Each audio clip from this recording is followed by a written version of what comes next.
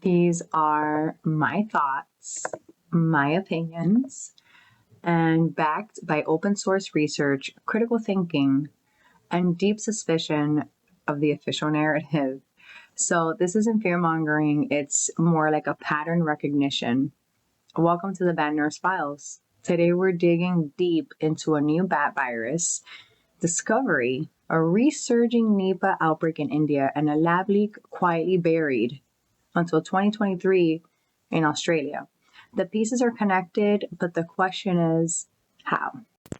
So recently, virologists in Southeast Asia discovered a new virus in fruit bats with unsettling genetic similarities to the Nipah virus. Nipah is no ordinary virus. It's actually a biosafety level 4 pathogen with a fatality rate between 40 to 75%. It causes severe brain inflammation and respiratory distress, often leaving survivors with lasting neurological damage. So the newly identified virus shares critical genetic markers with the Henipavirus, suggesting it has spillover potential, meaning it could jump from bats to people, sparking outbreaks.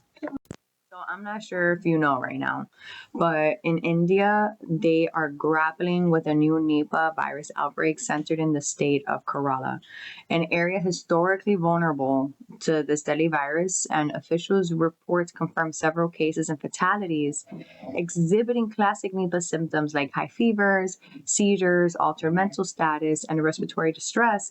But here's what raises eyebrows. Many patients are showing clear Nipah-like symptoms and are testing negative on official lab diagnostics.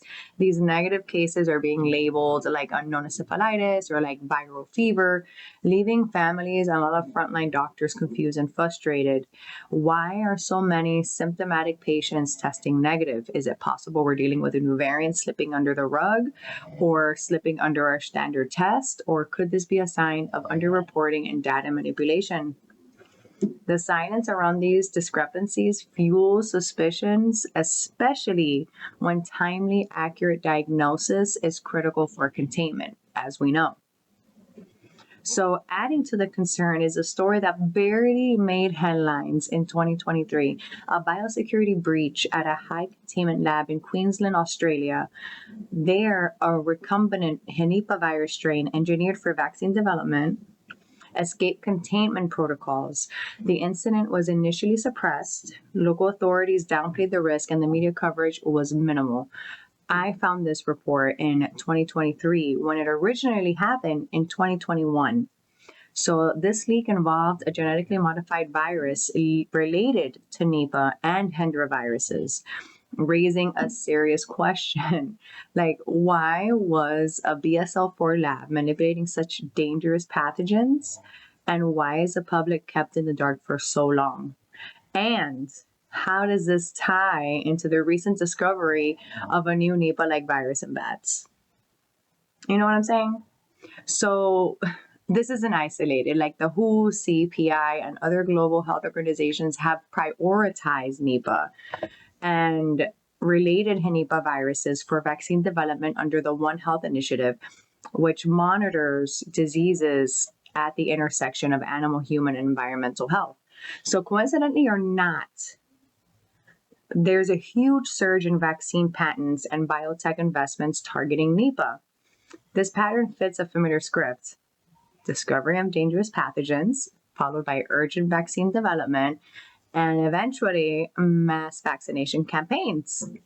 So here's where it gets suspicious. So a recombinant Nipah virus leaks in an Australian lab in 2023. A new Nipah-like virus is found in bats in 2025. Simultaneously, vaccine candidates against Nipah are already in clinical trials.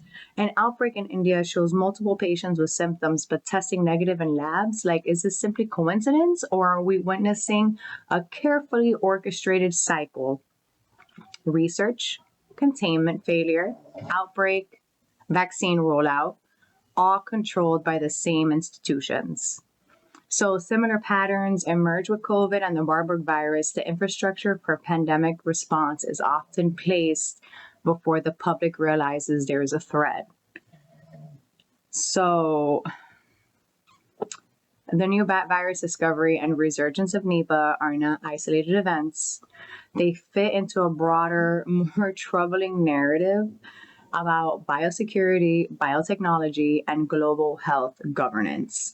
So, the Australian lab leak serves as a reminder that these viruses are being manipulated in high level labs, and accidents or intentional releases may trigger outbreaks and are then leveraged for profit and control. So, the growing number of Nipah-like cases with negative results in India raises the stakes even higher. You know, like, what if this virus is evolving, or what if like something else entirely is happening behind the scenes? So, if you want to fully understand the story, I'll link all the sources below. Dive into the documents, watch for language shifts, and question what's being left out. This isn't just about a virus, it's about the system built around it. Subscribe to the Banners Files. Stay curious, stay critical, and above all, stay free.